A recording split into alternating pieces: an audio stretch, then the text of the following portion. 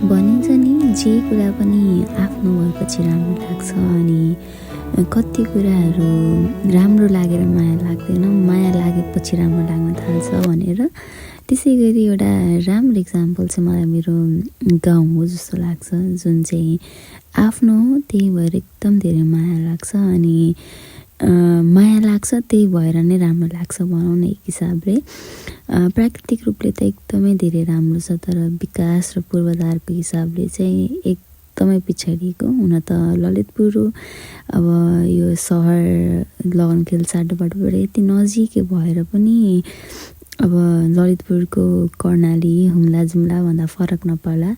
आज पनि म जहाँ जन्मेँ, मेरो घर जहाँ छ भनौँ न, हुन त अहिले मान्छे कोही हुनुहुन्न, तर जहाँ घर छ मेरो पुर्खौली घर, त्यहाँ त गाडी आजसम्म जान सकेको छैन। बेसी बजार नै दुर्गम छ भनौँ न।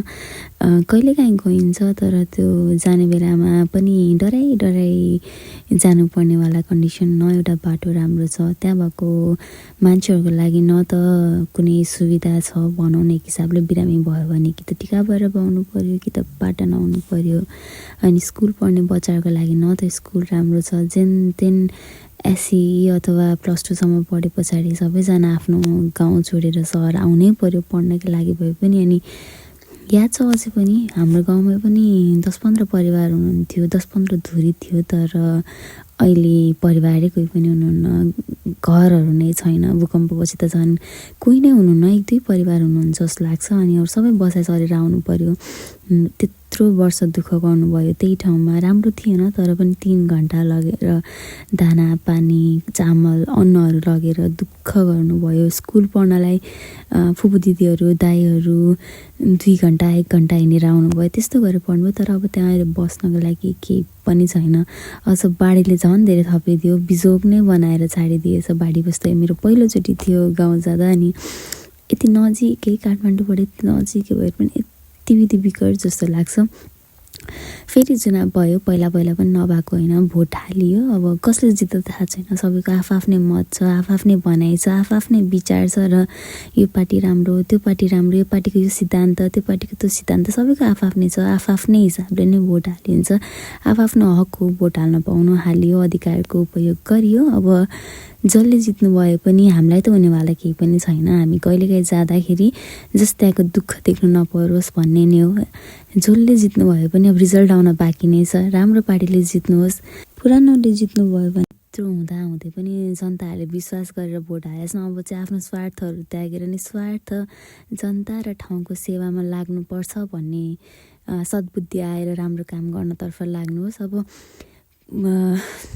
पुरानोले जिते नि त्यही सोच्नु पऱ्यो, नयाँले जित्नु भएको छ भने अब आफ्नो पुरानो पार्टीहरू त्यागेर नयाँ पार्टीलाई विश्वास गरेर फ्यामिलीको अगेन्स्ट गएर कतिले त भोट हालेको हुन्छ नि त। केही नयाँ देख्न पाइन्छ, केही नयाँ विचारहरू आउँछ कि भनेर त्यसलाई सोचेर राम्रो काममा अगाडि बढिदिनुहोस्। थाहा छ रातोरात केही पनि हुनेवाला छैन, हरेक कुराको लागि टाइम लाग्छ भनेर, तर सुरुवात भयो है भनेर त्यो थाहा हुनु पऱ्यो, फिल हुनु पऱ्यो नि त। सुरुवात भएको त आवाज हुनु पऱ्यो नि त, होइन?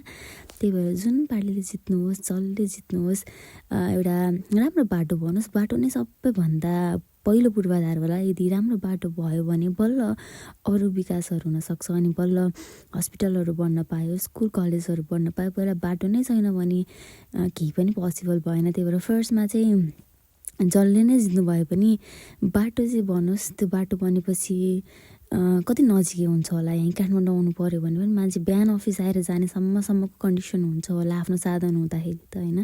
पहिलो कुरा बाटो राम्रो होस्, स्कुलहरू व्यवस्थित होस्, हस्पिटलहरू राम्रो होस्। त्यो भनेको बेसिक निडमा पऱ्यो नि त मान्छेको। त्यति कुराहरू पुरा भयो भने अब त गाउँ खाली नै भइसक्यो। अझ भएको मान्छेहरूलाई पनि यता आउन बाध्य नबनाइयोस्, बरु यता भएको मान्छेहरूलाई जाउँ जस्तो लागोस् न। गाउँ हेर्दा सुन्ने खल्लो लाग्ने, अब पहिला यत्रो हो हल्ला चालचोल हुने ठाउँ अहिले सुनसान देख्दा त मजा लाग्दैन नि त। अब अनि यो त हाम्रो प्रतिनिधि पात्र मात्रै होला, यस्तो ठाउँ नेपालमा टन्नै होलान्, हरेक जिल्लामा होलान्।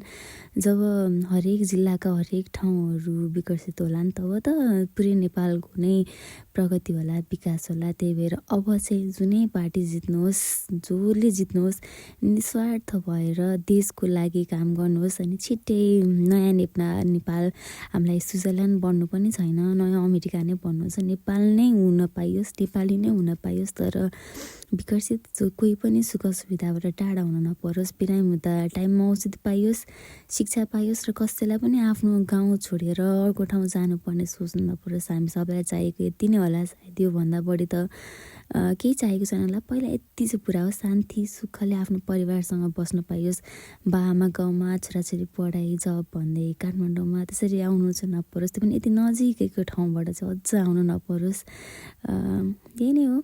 अब अल द बेस्ट भन्नुपर्छ सबै पार्टीहरूलाई, जसले जित्नु भयो पनि राम्रो गर्नुहोस्, राम्रोसँग अगाडि बढ्नुहोस्। त्यही नै हो, योपालिको 82को भोटले चाहिँ केही चेन्जेस ल्याओस्। त्यसमा यत्रो भइएर भोट भएको छ, अब चाहिँ चेन्जेसहरू देख्न पाइयोस्, केही चेन्ज हुन थालेको फिल चाहिँ आओस्। अनि नेक्स्ट टाइम गाउँ जान पाउँदा चाहिँ राम्रो रोडमा नडराइकन पुगिन्छ, फर्केर आइन्छ भन्ने सोचेर जान पाइयोस्। त्यही नै हो चाहिएको, अरू बढी त केही पनि चाहिएको छैन।